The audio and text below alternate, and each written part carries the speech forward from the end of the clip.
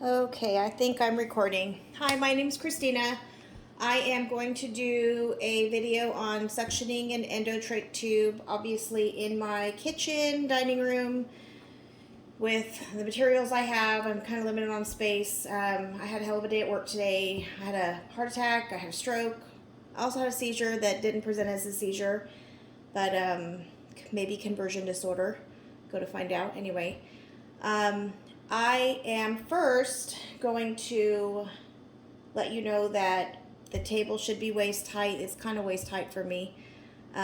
First things first, I'm going to gather my equipment. I'm going to wash my hands and put on the appropriate PPE if needed. Definitely a face shield because we don't want any of the yuck coming out of our face if it comes out. I am going to knock on the door. I'm going to go in and identify the patient, ask them their name and date of birth. I'm going to assemble my stuff, make sure I have all the oxygen. I'm going to make sure I have my bag. I'm going to make sure I have all the equipment that I need within reach. I'm going to close my curtains if curtains are available. If not, I'm going to just close the door. I am going to determine if the patient actually needs suctioning. I'm going to double check the order in the patient's chart. I'm going to assess for pain, maybe even anxiety if they have anxiety. I'm going to obviously assess their vitals before I give any pain medication or anything for anxiety, as they can both be CNS depressants. I am going to give them their medication if they need it. I'm going to explain to my patient what I'm going to do and why. If my patient is not alert, I'm still going to discuss it with them just as if they were alert and able to talk back to me. I'm going to adjust my bed to a comfortable position. I am going to lower the side rails. If the patient is conscious, I'm going to put them in semi-fellers. If they're unconscious, I'm going to put them in a lateral position facing towards me. I am going to move the bed of the table closest to my work area. I am going to place something on their chest to collect maybe some of the excess water that could come out with suctioning, to catch some of the dripping, suctioning, the saliva, bodily fluids, things like that. I'm going to adjust the suction to the appropriate pressure on the wall unit, or if I'm using a portable unit, I'll still adjust the suction to what I need. I am going to put on disposable gloves. I'm going to check my oxygen or my suction pressure, make sure that I actually have pressure, because the one thing you don't want to do is go to suction a patient, you have no pressure, and you're putting the patient through a whole lot of stress and trauma for nothing.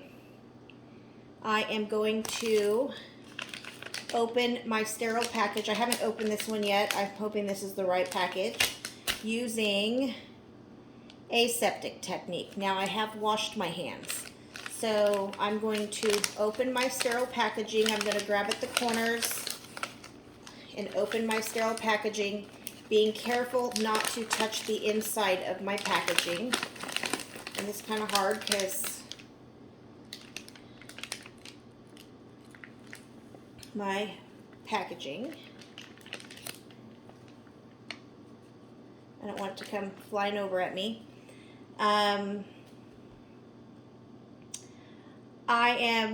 Hopefully I will already have my face shield and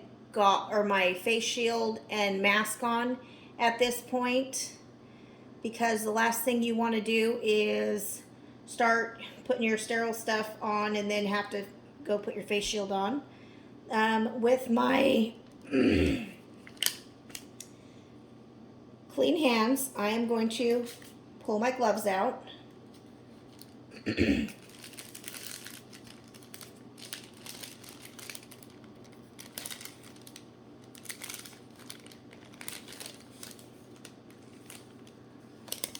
I should have a little bit more room than I have, but this is what I have, so this is what I'm going to use.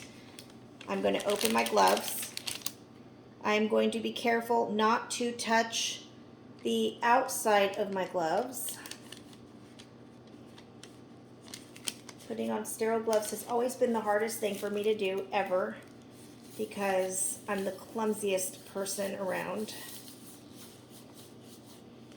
And then I will adjust the glove in a minute. I am going to pull this one.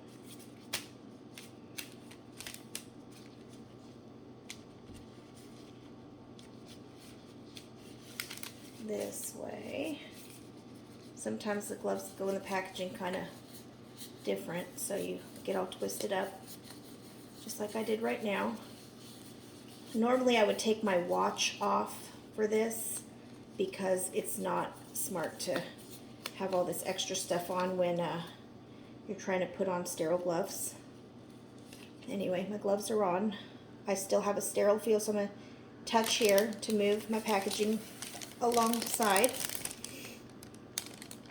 I am going to go ahead and open my cup.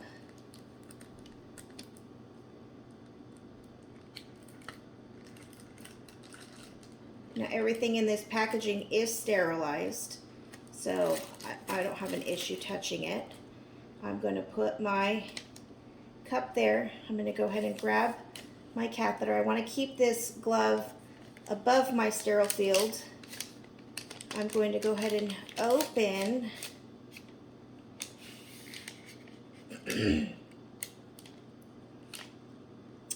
I am going to wrap this around my hand and get so I can adjust it to whatever height I need. I'm going to pour some water in my cup. I'm going to lubricate.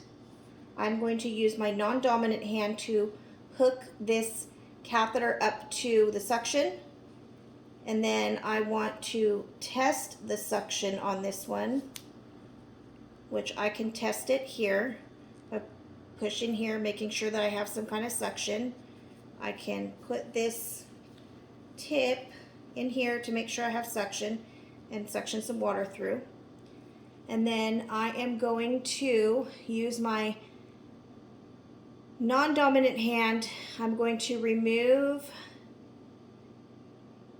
I'm actually going to give them, hook them up, let them know I'm going to hyperoxygenate them and give them 3 to 6 breaths. I'm going to go ahead and insert my suction into my patient's trach tube and go ahead and push in. Granted, my patient's my water bottle. I am going to go ahead and go to the appropriate depth, and then I'm going to go ahead and, as I'm pulling out, I'm going to hold the suction and turn my tube a little bit. And so it's kind of making all kinds of funky noises coming out. I'm going to give them a minute, catch their breath. I'm going to go ahead and flush my catheter with the saline, clear it out, make sure we got all the gunk out of the tube. I'm going to allow 30 seconds to a minute to see if they need more suctioning. I'm going to obviously have let them know that if they are uncomfortable at any time to let me know. Wow, I didn't realize how hard this was. I am going to go ahead and my patient's okay. I'm going to reassess their oxygen saturation, their respirations, make sure I retake their, at least reassess their respiratory status. That way I can make sure that my patient is oxygenated fine and they have no more occlusions. I believe my patient seems okay. I'm going to go ahead and put this in my glove.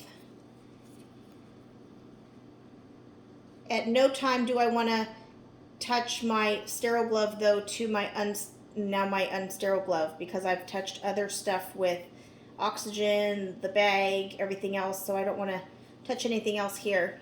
But right now I'm going to discard this stuff, so I'm going to go ahead and put the tube in the glove. I'm going to set this down, and I'm going to go ahead and discard all of this stuff into the appropriate receptacle. I'm going to go ahead and wash my hands. I'm going to check on my patient again. Make sure my patient does not need to do this again. I know I've already checked, but I always like to double check just to make sure that they're comfortable. I'm going to readjust their bed to where they're comfortable.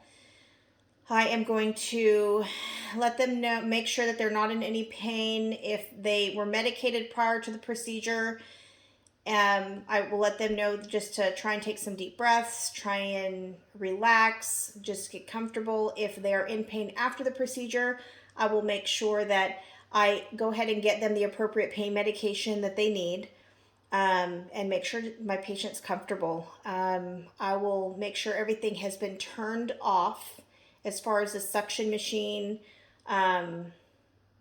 and put everything back where it belongs in the room or wherever it belongs. I will listen to their lung sounds before and after I suction. I'm trying to think of what I missed. I really don't know what I missed. I am going to go ahead and remove all my PPE. I am going to make sure that their call light is in reach, and let them know that if there's anything they need, just go ahead and pull the call light and we will come down and help them. At this point, I will have already washed my hands and left the room. I hope I got everything. I don't know if I got everything. I'm a little flustered after my day. Thank you.